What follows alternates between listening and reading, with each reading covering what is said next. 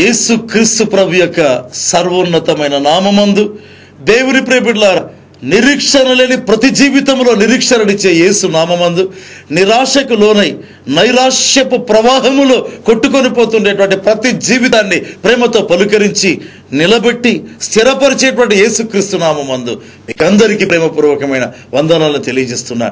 దేవుని యొక్క వాక్యంలో గమనిస్తే మత్తయి సువార్త 4వ అధ్యాయం 18వ వచనంలో ప్రభు యేసు ఈ లోకంలో పరిచర్య ప్రారంభించిన తొలి దినాలలో జరిగిన ఒక సంఘటన మనం చూడబోతున్నాం. వాక్యంలో గమనిస్తే యేసు గలిలయ సముద్ర తీరమున నడుచుచుండగా పేతురు అనబడిన సీమోను, అతని సహోదరుడైన అంద్రెయ అను ఇద్దరు సహోదరులు సముద్రములో వలవేయుట చూచెను. వారు జాలరులు. దేవుని వాక్యాన్ని బట్టి, మహిమ కలిగిన మన దేవుని మాటలను బట్టి దేవాది దేవునికి కృతజ్ఞతాస్తుతి ఆరాధన చెల్లిద్దాం. వాక్యంలో గమనిస్తే ఒక చక్కటి మాట కనిపిస్తుంది. యేసు వారు వలవేయుట చూచెను. హల్లెలూయా. ఇద్దరు జాలరులు ఉన్నారు గలిలయ సముద్ర తీరములో. ప్రియ దేవుని బిడ్డలారా, అయితే ఎంతమంది జాలరులు అక్కడ ఉన్నారో అక్కడ పేతురు, అంద్రెయ అనేటువంటి ఇద్దరు జాలరులు ఉండగా వారు వలవేయటం యేసు చూచినట్లుగా వ్రాయబడింది. ప్రియమైన వారులారా, సముద్ర తీరానికి కొత్తగా ఎవరైనా వెళితే జాలరులు వలలు వేస్తుంటే చూస్తూ ఉంటారు. ఎలా పడతారో చూద్దాం, వల ఎలా విసురుతారో చూద్దాం. చూడని వారు ఎవరండి?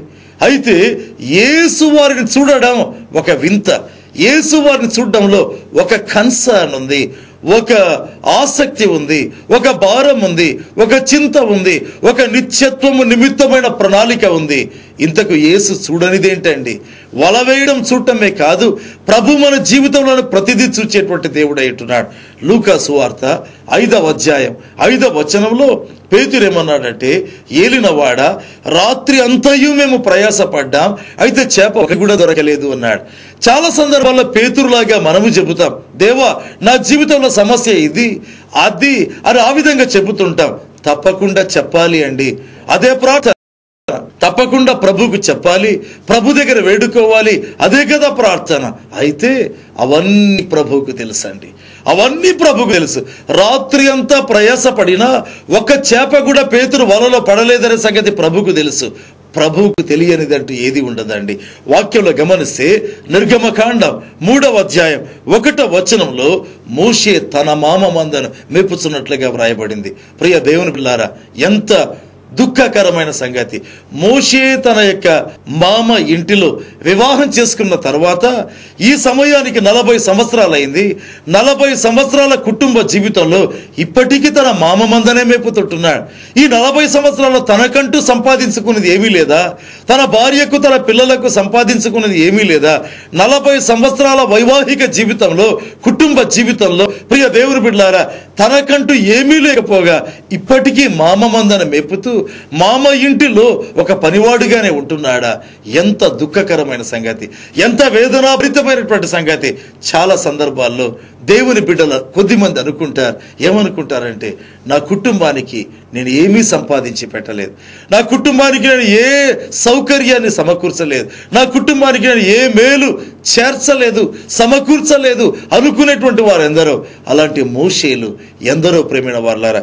దేవుని వాక్యంలో గమనిస్తే నిర్గమకాండం 2వ అధ్యాయం 14వ వచనంలో మోషే ఒక ఐగుప్తీయుని చంపి ఆపిద ఇశ్రాయేలీయులకు తీర్పు తీర్చేదానికి వెళ్ళాడు.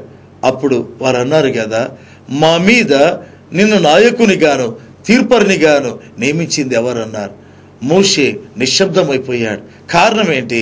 మోషే మనసులో ఒక కోరిక ఉంది, తాను ఇశ్రాయేలీయులకు నాయకుడు కావాలని, ఇశ్రాయేలు నడిపించే వ్యక్తి కావాలని. ప్రియమైన వారులారా, అతని జీవితంలో ఆశలు ఉండినాయి.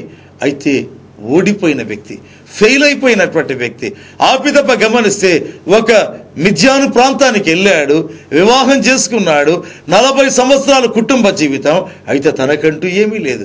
ఎంత నిరాశలో ఉండే వ్యక్తి, ఎంత పడిపోయిన వ్యక్తి, ఎంత కృంగిపోయిన వ్యక్తి, ఎంత ప్రేమల వర్లారా నిజముగా తన జీవితంలో ఏది పొందని వ్యక్తి, సమస్త విషయంలో ఓడిపోయిన వ్యక్తి. అయితే దేవుడు ఆ వ్యక్తి దగ్గరికి వచ్చాడు. దేవుడు ఆ మోషేని చూచాడు. మోషే అని పేరు పెట్టి పిలిచాడు. మండుచుగా పొదల నుంచి మాట్లాడడం ప్రారంభించాడు. ఆనాడు రాత్రంతా ప్రయాసపడిన పేతురును చూచిన దేవుడు, పేతురు, అంద్రెయ్యలు వలలు వేయిచుండగా చూచినటువంటి యేసు ప్రభు, ప్రియ దేవుని బిడ్డలారా, నిరాశలో నిస్పృహలో, కృంగుదలలో, డిసప్పాయింట్మెంట్లో ఉండే మోషేను చూచిన దేవుడు అంటున్నాడు.